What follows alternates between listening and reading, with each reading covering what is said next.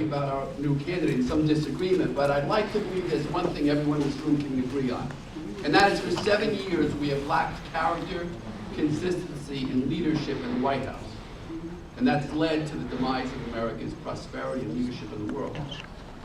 And I'm here today to tell you why the candidate I am supporting, who I am chairman for, Senator Ted Cruz, is the candidate who best fits the bill to return character, consistency, and leadership to the White House and to America. So let me start by talking about Ted Cruz, the man, and his character. You know, at the age of 8 years old, Senator Cruz's family has fallen into very hard times. His father had become an alcoholic and abandoned his mother. It was a brutally difficult time. They were, well, in really bad shape. At that point in his life, Senator Cruz had the opportunity, like many young people do in that situation, to turn to the streets, to become a juvenile delinquent. Isn't that the poster child for government taking over our families and raising our children? But Senator Cruz didn't do that. He made a deeply profound decision. He turned to Jesus Christ as his anchor. Now, whether you're a Catholic or Protestant or Jewish or Muslim, the fact is that Ted Cruz turned to God, not to juvenile delinquency, not to the streets. That's true character. And that would be the anchor for the rest of his life, right till now. At the age of 13 years old, Senator Cruz took a class in the Constitution of the United States. He became deeply enamored by that great document, recognized its origins in our Judeo-Christian faith and in principle. And he decided at the age of 13 to make it his life's work. Imagine that. 13 years old, I couldn't figure out what to do, right?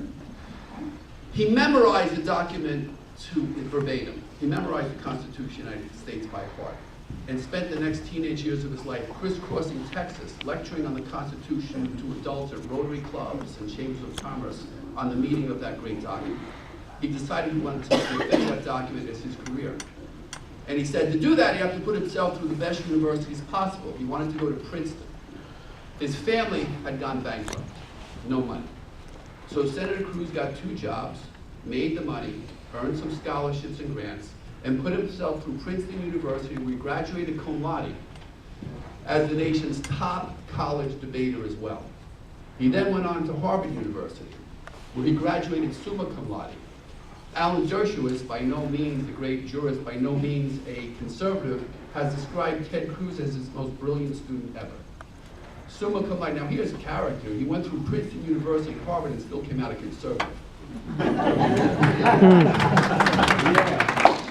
Senator Cruz then went on to become the clerk to the best conservative Chief Justice of the U.S. Supreme Court in the last 100 years, William Rehnquist, where he really learned the ropes of the Constitution. Went on to become Solicitor General of the state of Texas, where he authored over 70 legal briefs on key constitutional cases that will be argued in front of state, appellate, and the U.S. Supreme Court. 9 cases that he argued in front of the United States Supreme Court. Amongst those cases, the critical Heller versus the District of Columbia case, a case that determined that the government could not restrict any Americans from having their Second Amendment rights taken away by restricting gun ownership in the home.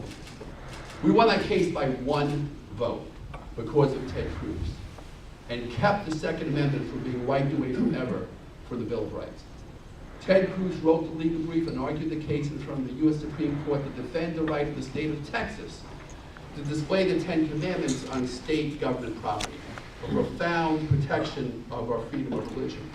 Ted Cruz led the effort in the U.S. Supreme Court to stop the use by our United States court systems of world court precedent, world court decisions made out in The Hague by other countries' courts. They cannot be used in U.S. Supreme Court cases.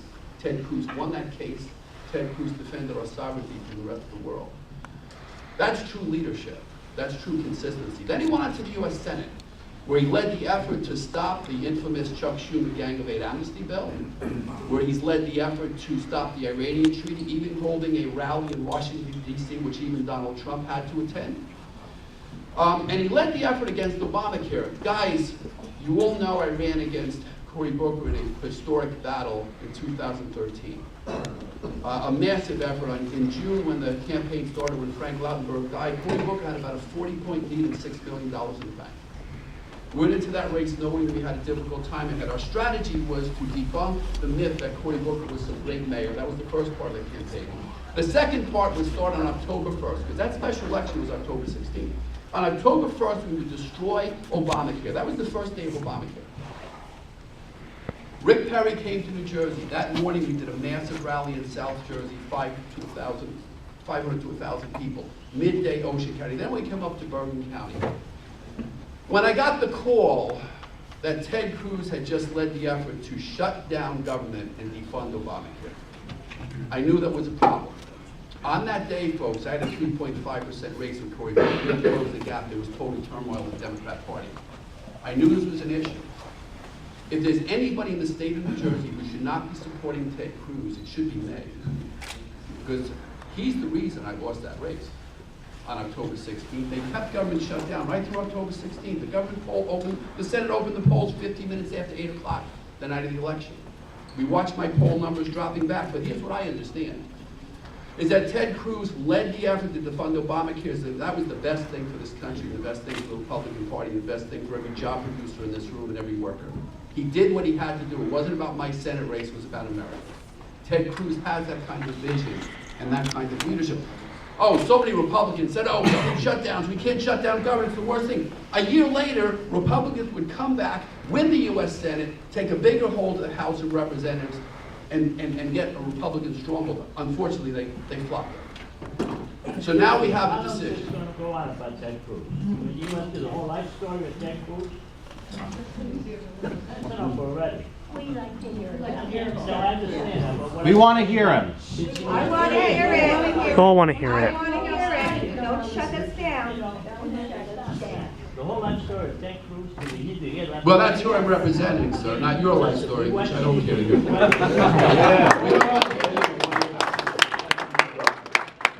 Passaic County Republican Party has the opportunity to take a leadership role.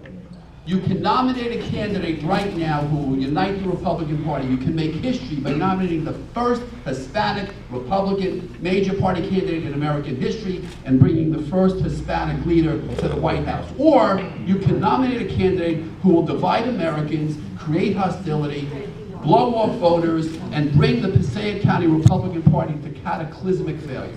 Cataclysmic failure.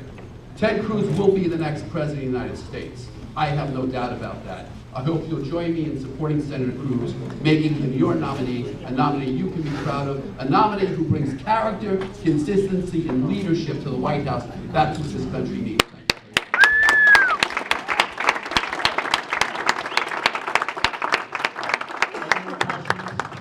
Mr. Lonegan? Yeah, I'm going to create an opinion. That doesn't go away. All right, well, let's, okay. Questions. We are where we are today because we had too many lawyers in Washington, too many presidents that were lawyers.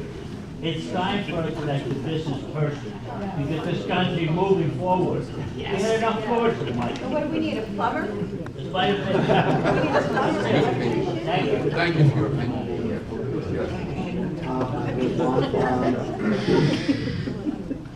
I had a quick question. I know you spoke a lot about what he did for Obamacare. I actually praised him for that. What is he going to do for students?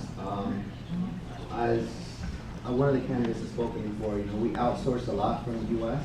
We pay students to come and study here in the United States, and we don't give the students here the opportunity to get the big-time jobs, you know, or get the education, you know, the top ranks. So what can or what will Senator? Well, that really points out the difference between Ted Cruz and another candidate in this race. Ted Cruz understands it's the private sector that creates jobs by cutting the size of government, cutting regulations, and creating real jobs. You don't create jobs by having a president who issues executive orders repeating the taxes on other companies. Let me give you an example. Donald Trump will get up at every rally, I've been to 6 of his rallies, and he'll say that he's going to call the president a carrier because carriers are going to move their jobs to Mexico. And he's going to tell that president, Mr. President of Carrier, I'm going to levy a 35% tax on every air conditioner you ship to the United States of America if you move to Mexico. That means the 35% of the cost of all products that we buy when we go to the store. But there's another interesting aspect of that. Donald Trump never, ever says, I'm going to cut the regulations that are destroying your business. I'm going to cut the taxes that are destroying your business. I'm going to take on the labor unions that are destroying your business. Never says it. Here's what he says. He says, as president, I'm going to pound the crap out of any business that doesn't do what I say. That's the difference between Ted Cruz and Donald Trump. Another question? Well, thank you very much, Mr. Lonegan.